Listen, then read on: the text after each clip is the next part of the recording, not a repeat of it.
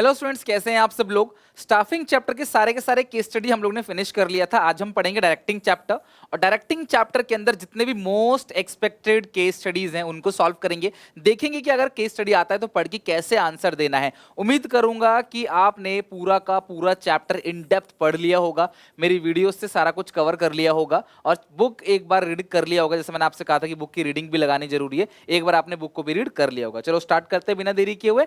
Directing, सबसे पहला point, सबसे पहला question, Kunal join as a shop level manager. आप एक काम करो, वीडियो को पॉज करो और खुद एक बार पढ़ के आंसर क्या होगा वो बताने की कोशिश करो। कुणाल ने ज्वाइन किया है shop level manager in the production department of a textile company in year 2005।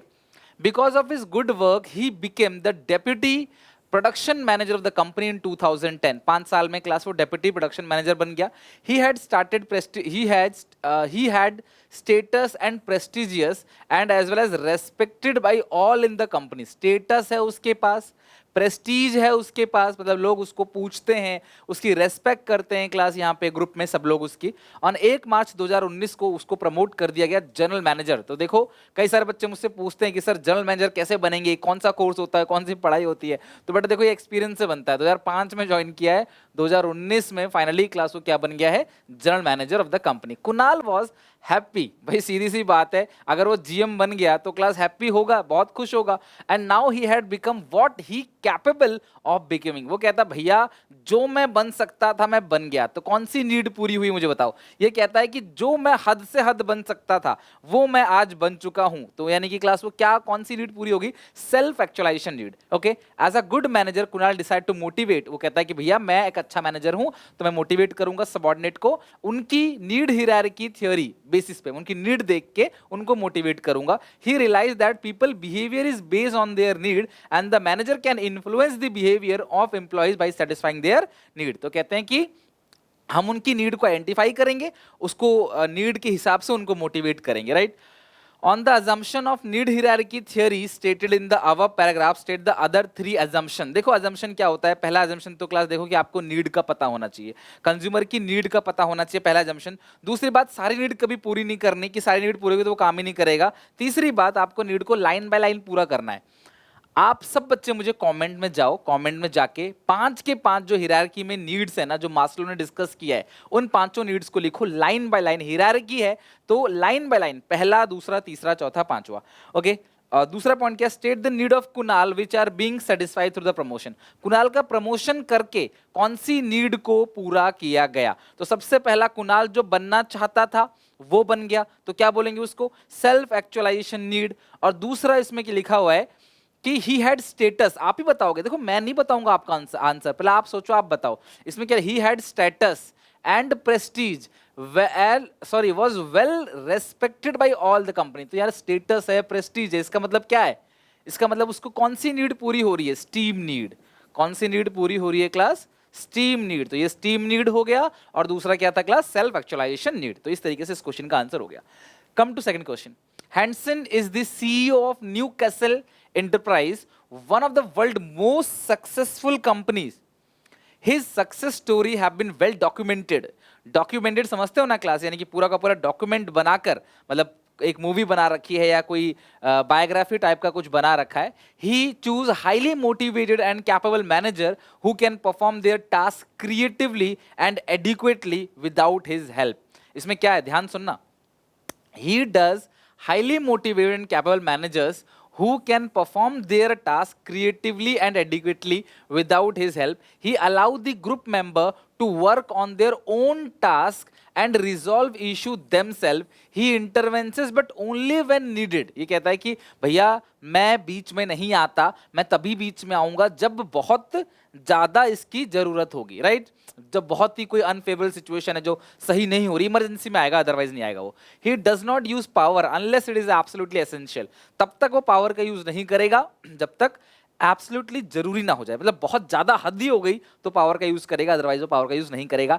He even allow mistakes to happen. कहता है मिस्टेक करो, मैं भी अपने स्टूडेंट से कहता हूं गलती करो, कोई बात नहीं, गलती करना बहुत जरूरी है। कोई भी दुनिया का ऐसा इंसान नहीं होगा जो गलती नहीं कर रहा, कि गलती नहीं करोगे तो सीखोगे भी नहीं, तो गलती करना जरूरी है। तो ये कहता है कि अलाउ करता है people to learn from them, गलती करोगे तभी सीखोगे, अदरवाइज लाइफ में कुछ नहीं कर पाओगे। मिस्टेक करो और फिर उससे सीखो कि यार ये मिस्टेक हो गई, ये नुकसान हुआ, आगे मुझे ऐसी मिस्टेक नहीं करनी। ही supports them and supply them the required information to complete task। तो ये कुल मिला के कह रहा है कि ऐसा लीडर जो फुल छूट देता है अपने मेंबर्स को, करो आराम से, झिक के काम करो, मजे से करो, बस कोई इमरजेंसी में हो तो मुझे याद करना, अदरवाइज फुल पावर तुम्हारे पास है। तो identify the leadership style, autocratic, democratic, leader laissez faire या फ्री रेन, इन तीनों में से कौन सा है। With the help of diagram explain the other two. तो पहला जो डायग्राम के साथ आपने बताना है, तो क्या आपको डायग्राम पता है कैसे बनाना है? डायग्राम पता है वैसे इसका क्या है मुझे बताओ। ऑटोक्रेटिक है, डेमोक्रेटिक है, फ्री रेन है। तो इसका सही आंसर है क्लास फ्री रेन। ठीक है, तो ये फ्री रेन है, यानी कि आपका लेजस फेयर लीडरशिप कह सकते हो, लेजस फेयर लीडरशिप या फ्री रेन लीडरशिप कह सकते हो आप। ठीक है, अच्छा बाकी तीनों का आपको डायग्राम बनाना, बाकी दोनों का भी डायग्राम बना के एक्सप्लेन करना है। तो मैं तुम्हें बता दूं, ये है ऑटोक्रेटिक, ये लीडर है, और ये क्लास आपके मेंबर्स हैं। ठीक है, ये मेंबर्स हैं या फॉलोअर्स आप कह सकते हो, फॉलोअर 1, फॉलोअर 2, फॉलोअर 3। तो ये हो गया ऑटोक्रेटिक।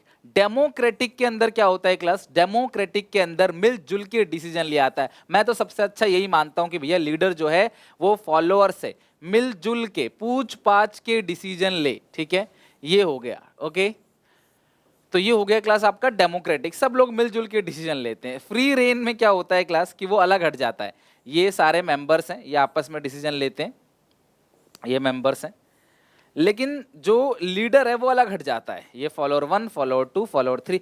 आप जब भी डायग्राम बनाने का मौका मिले तो प्लीज मौका मत छोड़ना, डायग्राम बनाना बहुत जरूरी है। इस तरीके से क्लास आप तीनों का डायग्राम बनाओगे, तीनों के बारे में अच्छे से एक्सप्लेन करोगे, 3-3, 4-4 लाइन, जिस नंबर का, जितने मार्किंग का क्वेश्चन होगा, तो आपको देखना बहुत अच्छे नंबर मिलेंगे। राइट, चलो ये वाला क्वेश्चन भी हो गया। थर्ड पे आ जाओ। 3 फ्रेंड्स रजत, रमन, अंश आफ्टर कंप्लीटिंग देयर एमबीए, सब प्रीवियस ईयर क्वेश्चन है, कई बार आ चुके हैं पेपर में, इसी सेम टाइम के क्वेश्चंस। तो ये तीनों जो हैं क्लास अच्छे दोस्त हैं, रजत, रमन और अंश। आफ्टर कंप्लीटिंग देयर एमबीए, इस क्वेश्चन को ना प्लीज एक बार आप पहले पढ़ लो, वीडियो पॉज करके एक बार आप सब लोग पहले खुद ही इस क्वेश्चन को पूरा का पूरा रीड कर लो, बिकॉज बहुत इंपॉर्टेंट है।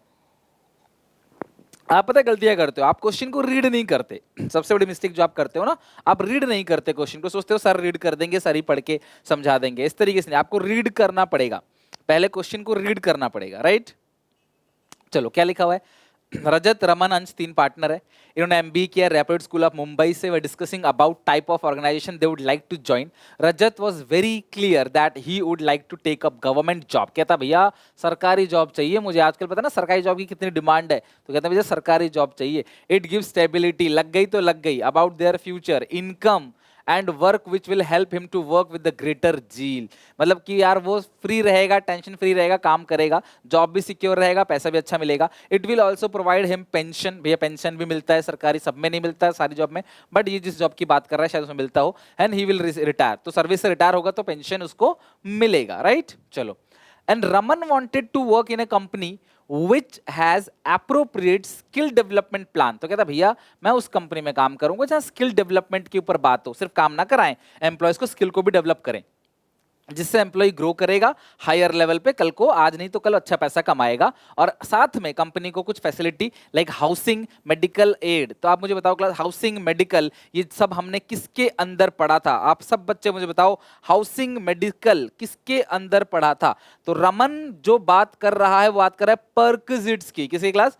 परक्विजिट्स की। ठीक है, और ये जो बात कर रहा है क्लास यहाँ पे ये जॉब सिक्योरिटी की बात कर रहा है एक। तो ये जो कौन है क्लास यहाँ पे? रजत। रजत जो बात कर रहा है वो बात कर रहा है जॉब सिक्योरिटी की, भैया कि जॉब जो है वो सिक्योर रहेगा और साथ में रिटायरमेंट बेनिफिट रहेगा। तो रजत बात कर रहा है class job security, retirement benefit की, और ये बात कर रहा है क्लास किसकी? Housing, medical. तो हाउसिंग, मेडिकल जो है वो मॉनेटरी इंसेंटिव है, और रिटायरमेंट बेनिफिट जो है वो भी मॉनेटरी इंसेंटिव है। और जॉब सिक्योरिटी की बात करें तो ये जॉब हमारा सिक्योर रहेगा, तो वो एक तरीके से आप एक तरीके से नॉन मॉनेटरी इंसेंटिव कह सकते हो। अच्छा, अंश का पढ़ लेते हैं। Ansh said that he would prefer work in an organisation which has the culture of individual autonomy. तो जॉब ऑटोनॉमी, तो ये जॉब ऑटोनॉमी की बात करें भी, नॉन मॉनेटरी इंसेंटिव है। Is considered to employ and provide the employees with opportunity for personal growth and class meaningful work experience. तो personal growth की बात कर रहा है, मीनिंगफुल वर्क एक्सपीरियंस की बात कर रहा है, यानी कि कहीं ना कहीं रमन बात कर रहा है सॉरी रमन नहीं क्लास, यहाँ अंश बात कर रहा है कि भाई यहाँ पे ऑटोनॉमी मिलनी चाहिए, यानी कि जॉब इनरिचमेंट। क्या है क्लास? Job enrichment. तो चलो तीनों के बारे में आपने पढ़ लिया, थोड़ा थोड़ा आइडिया लग गया। अब क्वेश्चन क्या पूछ रहा है? Identify the various financial and non-financial incentive discussed by three friends in the above conversation. Explain three other non-financial incentive which were not discussed by anyone. तो non-financial incentive बताना है, और तीन जो यहाँ डिस्कस नहीं हुए। तो यहाँ पे कौन कौन पार्टनर है? एक है रजत, एक है रमन और एक है अंश। ठीक है, तो रजत बात किसकी करता है क्लास? यहाँ पे रिटायरमेंट बेनिफिट्स की। ठीक है, रिटायरमेंट बेनिफिट्स की। तो रमन किसकी बात करता है क्लास? यहाँ पे परक्विजिट्स की। ठीक है, परक्विजिट्स की बात कर रहा है। और आप देखो यहाँ पे, और परक्विजिट्स की बात कर रहा है, साथ में क्या कह रहा है? Grow higher level of income, हाँ, advance opportunity, career advancement opportunity, career advancement opportunity. Question को पढ़ के ना दिमाग में क्लिक कर जाए ना चीजें, तो बन जाएगी बात। ठीक है, उसके बाद क्या है क्लास? यहाँ पे करियर एडवांसमेंट अपॉर्चुनिटी हो गया। अंश, अंश क्या कह रहा है class? Prefer work in organisation which has culture of individual autonomy. तो जॉब ऑटोनॉमी यानी जॉब इनरिचमेंट, जॉब इनरिचमेंट कह लो क्लास, या जॉब ऑटोनॉमी कह लो। तो अब इसमें से आपको ये भी बताना है कौन सा मॉनेटरी है और कौन सा नॉन मॉनेटरी है, कौन सा मॉनेटरी है, कौन सा नॉन मॉनेटरी। अच्छा, ये जॉब सिक्योरिटी की भी बात करता है, जॉब सिक्योरिटी, जॉब सिक्योरिटी हो गया। अच्छा, अंश का क्या था क्लास? यहाँ पे अंश जो है culture of individual autonomy, consider the employ and provide the employees with opportunity for personal growth and meaningful work experience. बहुत है क्लास इतना, और अगर कोई पॉइंट आप एक्स्ट्रा ऐड करना चाहते हो तो आप ऐड कर लो। लाइक एक पॉइंट आप ये ऑर्गेनाइजेशन क्लाइमेट आप ले सकते हो, या जॉब इनरिचमेंट ले सकते हो। डन। अच्छा, अब यहाँ पे बोल रहा है, अच्छा ये कौन सा है? तो रिटायरमेंट बेनिफिट जो है वो मॉनेटरी है, जॉब सिक्योरिटी नॉन मॉनेटरी कह सकते हो, परक्विजिट्स जो है वो मॉनेटरी है, credit advancement opportunity non monetary है, जॉब इनरिचमेंट भी नॉन मॉनेटरी है। तो नॉन मॉनेटरी और कौन कौन से हैं? तो तीन और आपको बताना है जो यहाँ पे डिस्कस नहीं हुआ, जो कि क्लास, जैसे एक तो आप एम्प्लॉय रिकॉग्निशन ले सकते हो। एम्प्लॉय रिकॉग्निशन पता है ना क्लास? उसे अवार्ड देते हैं, कोई पर्टिकुलर सर्टिफिकेट देते हैं, कोई एप्रिसिएशन लेटर देते हैं, एम्प्लॉय ऑफ द मंथ बना देते हैं, या एम्प्लॉय ऑफ द ईयर बना देते हैं, वो आप लिख सकते हो। मतलब कि अदर के अंदर सबसे पहला जॉब इनरिचमेंट हो गया, करियर एडवांसमेंट अपॉर्चुनिटी तो आपने लिख ही लिया है। इसके अलावा आप क्लास एम्प्लॉय पार्टिसिपेशन ले सकते हो, कि एम्प्लॉय जो है वो पार्टिसिपेट कर रहा है किसी भी चीज़ से पहले। आप एम्प्लॉय से पार्टिसिपेशन करते हो, कोई भी एक्टिविटी देने से पहले, मतलब कुछ भी टास्क देने से पहले आप एम्प्लॉय पार्टिसिपेट करते हो। इसके अलावा भी क्लास मैंने काफ़ी सारे लिखवा रखे हैं, तो कोई भी तीन जो है आप इसमें से देख के लिख लेना। डियर लर्नर्स, आई होप आप सबकी प्रिपरेशन बहुत अच्छे से चल रही होगी। अनअकैडमी आपकी प्रिपरेशन को बूस्ट अप करने के लिए लेके आया है 20% का फ्लैट ऑफ। जी हाँ, अनअकैडमी का कोई भी अगर आप सब्सक्रिप्शन लेते हो, कोई भी, कोई लिमिट नहीं है क्लास, कोई भी सब्सक्रिप्शन, किसी भी कॉम्पिटिटिव एग्जामिनेशन की सब्सक्रिप्शन अगर आप लेते हो तो आपको मिलेगा फ्लैट 20% ऑफ हर एक सब्सक्रिप्शन पे, और ये मार्च 14 से लेकर मार्च 16 तक ही अवेलेबल है। तो आज इसकी लास्ट डेट है। प्लीज सब लोग जो है आप डिस्क्रिप्शन बॉक्स में लिंक चेक कर लेना। SPA10 मेरा कूपन कोड है, जैसे आप इसे यूज करोगे 20% का फ्लैट ऑफ मिल जाएगा। आप चाहो तो प्लस सब्सक्रिप्शन भी ले सकते हो, आप चाहो तो आइकॉनिक सब्सक्रिप्शन भी ले सकते हो, और ये पहली बार ऐसा हो रहा है कि आपको फ्लैट 20% का ऑफ हर कोर्स में मिल रहा है, हर किसी कोर्स में जिसमें वो लेना चाहते हो। तो डिस्क्रिप्शन बॉक्स में जाकर चेक कर लेना। प्लस के अंदर क्लास आपको इंडिया के बेस्ट एजुकेटर से पढ़ने का मौका मिलेगा, लाइव क्लासेस होंगी, इंटरेक्टिव क्लासेस होंगी, जहां पे डाउट्स भी आप पूछ सकते हो, और इसके अलावा क्लास फ्री PDF भी मिलेंगे आपको। आइकॉनिक के अंदर क्लास 1-to-1 भी क्लास आप बात कर सकते हो टीचर से डायरेक्टली, आपके पेरेंट्स से भी, आप पेरेंट्स भी टीचर से बात कर सकते हैं। आपकी स्ट्रेटेजी खुद टीचर बनाएंगे, आपकी स्ट्रेंथ, आपकी वीकनेसेस को देखते हुए क्लास आपके लिए काम करेंगे। यहाँ पे एकेडमिक नॉन एकेडमिक परफॉर्मेंस सबको इंप्रूव करेंगे। तो बहुत अच्छी अपॉर्चुनिटी, अगर आप लेना चाहो तो एकेडमी का अनलॉक 20 के मुताबिक क्लास आप इसका कोई भी सब्सक्रिप्शन 20% ऑफ पे ले सकते हो। आज क्लास इसका लास्ट डेट है, 14 to 16 तक चल रहा है। ओके, चलो अब आते हैं फोर्थ क्वेश्चन पे। थर्ड क्वेश्चन हमारा हो गया क्लास, आ जाओ फटाफट फोर्थ क्वेश्चन पे। इसमें क्या लिखा है? देखो, जो वैसे ज्यादा चांसेस है ना पूछे जाने के डायरेक्टिंग के अंदर, वो यही है कि स्टाइल्स ऑफ लीडरशिप के बारे में ज्यादा उम्मीदें पूछा जाए।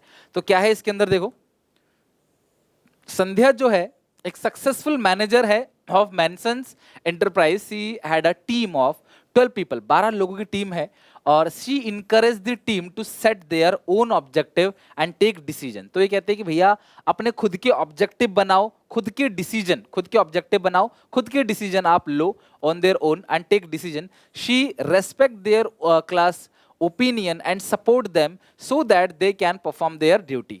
तो क्लास उन सबके ओपिनियन की रेस्पेक्ट करता है, यानी जितने भी ओपिनियन दे रहे हैं ना, जितने भी लोग दे रहे हैं ओपिनियन, उनकी रेस्पेक्ट करता है ये, ठीक है। And accomplish organization objective to manage and exercise effective control, she use force within the group. As an intelligent manager, at times she also make use of positive aspect of informal communication. भाई informal communication भी करती है वो। She is able to unify the diverse interest. Unify मतलब सबके interest को एक ही दिशा में लेके चलना ताकि गोल अचीव कर सके।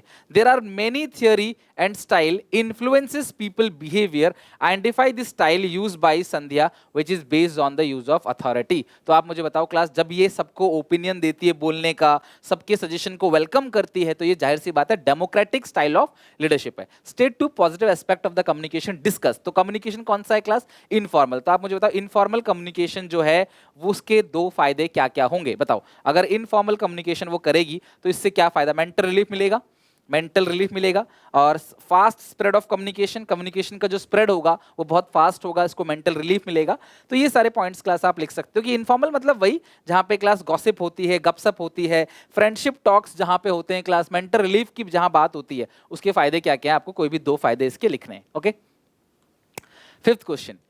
At present, apart from the basic pay allowances as part of the compensation, the employee and employer contribute 12% of basic wage each towards the employee provident fund. मैं अकाउंट्स के अंदर ही बताता रहता हूँ कि आपकी सैलरी में से कुछ पैसा कटेगा, उतना ही पैसा एम्प्लॉयर भी जोड़ेगा और दोनों को जोड़कर, वो दोनों अमाउंट को जो है वो जोड़कर उसे क्लास जमा कर दिया जाएगा एक फंड के अंदर जिसका नाम है एम्प्लॉयज प्रोविडेंट फंड। और क्लास जब आप छोड़ते हो तो इस स्कीम के तहत आपको पैसा काफी ज्यादा, काफी बड़ी रकम जो है वो आपको मिलती है।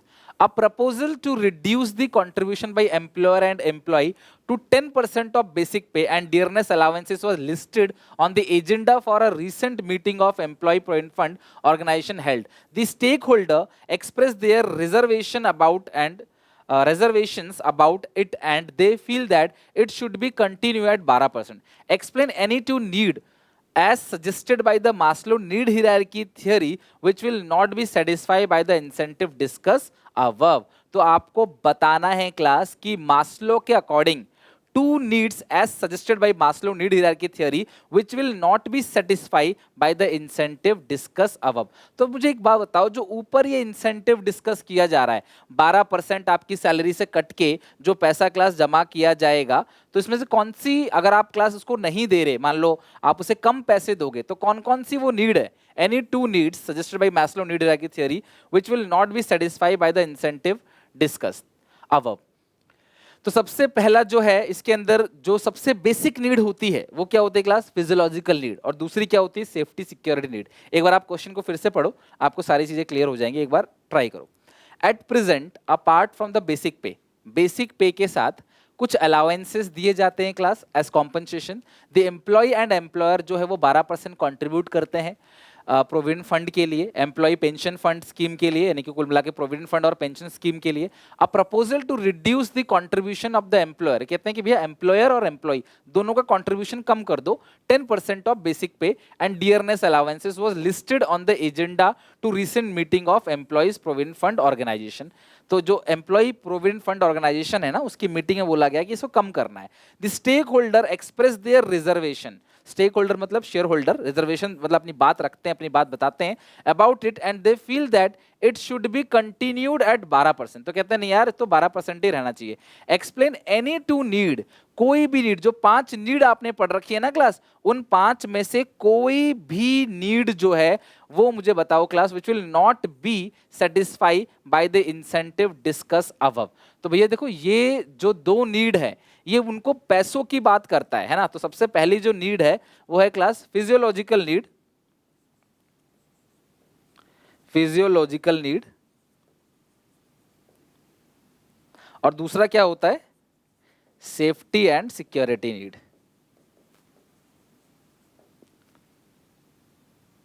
तो ये दो नीड आपको लिखना है, और इसको क्लास आपने एक्सप्लेन भी करना पड़ेगा। तो आपने फिजियोलॉजिकल नीड क्या है उसको एक्सप्लेन करना है, सेफ्टी सिक्योर नीड क्या है उसको आपने एक्सप्लेन भी करना है। ओके, तो फिफ्थ क्वेश्चन में क्लास आपने ध्यान रखना है कि जो ये दो नीड की बात की गई है वो पैसों की ही बात की गई है, पैसों की, कि भैया क्या क्या पैसा देना है। तो इसी बाकी थर्ड जो आता है उसमें तो सोशल नीड आता है, फिर उसके बाद आपका स्टीम नीड आता है, सेल्फ एक्चुअलाइजेशन नीड आता है। तो ये दो नीड हो गए। ओके, लास्ट क्वेश्चन है class sixth question. Umang Gupta is a MD of Denver limited, एक कंपनी है क्लास डेनवर लिमिटेड, और the company had establish a good name of for itself and had been doing a good business, it yani ki doing well. It was known for timely completion of order. The production manager Miss Kanta was efficiently handling the processing of order and has a team of 14 motivated employees working under her. Everything was going on well. Unfortunately, she met with an accident. Umang knew that in the absence of Miss Kanta, the company not be able to meet the deadline. तो जो भी deadline दी है उन्होंने उसे company कभी पूरा नहीं कर पाएगी. He also knew that not meeting the deadline meet नहीं किया तो कस्टमर डिससेटिस्फाई हो जाएगा और उससे क्या होगा, बिजनेस का नाम खराब होगा. So he had a meeting with his employ in which accurate and speedy processing of order was plan. Everybody agree to work as a team because the behavior of Umang Gupta was positive towards the employee of the organization. Hence everyone put in extra time and effort. सबने extra time effort दिया ताकि target को पूरा किया जा सके समय पे. Not only this, उमंग जो है वो कांता के घर पे जाती है क्लास और कहती है कि आप आराम से रेस्ट लो, हम सब मिलके अपना काम कर रहे हैं, हम सब मिलके काम पूरा कर देंगे, आप रेस्ट लो. ये क्वेश्चन सही था, और ऐसे क्वेश्चन ही आते हैं, ये एग्जामिनेशन का ही क्वेश्चन है. तो जो क्वेश्चन अंडरस्टैंडिंग अच्छे से हो जाए एकदम, तो एग्जामिनर कभी आपको यहाँ वहाँ क्वेश्चन नहीं देता है, बिकॉज इतने सारे बच्चे पेपर देते हैं, 10 लाख के अराउंड बच्चे पेपर देते हैं, तो ऐसे अपनी मर्जी से कुछ भी नहीं दे देंगे क्वेश्चन वो, राइट. चलो, तो इसके आप मुझे बताओ ना क्लास क्वेश्चन क्या पूछ रहा है, एक बार क्वेश्चन चेक करो क्या कहता है question. Identify the leadership style. तो कौन सा लीडरशिप स्टाइल है, सबसे मिलजुल के डिस्कशन किया जा रहा है. तो कौन सा लीडरशिप स्टाइल है क्लास, डेमोक्रेटिक. और डेमोक्रेटिक का डायग्राम मैं बार बार क्लास बना के बता चुका हूँ. ये आपका क्लास लीडर है और इस तरीके से क्लास ये बन जाता है इसका डायग्राम. ठीक है, ये फॉलोअर है, आप F1 F2 F3 F4 भी दे सकते हो. ओके, तो ये लीडरशिप का स्टाइल है. तो आपने अच्छे से इस पूरे स्टाइल को एक्सप्लेन कर देना है. डन.